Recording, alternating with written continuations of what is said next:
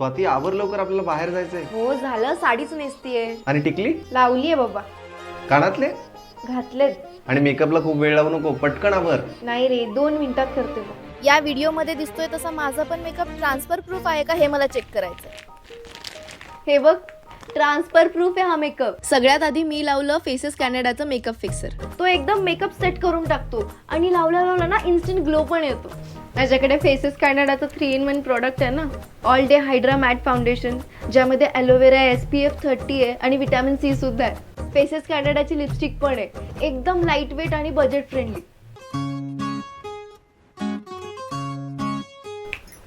काय आज जरा तू जास्त सुंदर दिसतेस. बरं, आता मी एवढी नटली तर छान फोटोज तरी काढ माझे.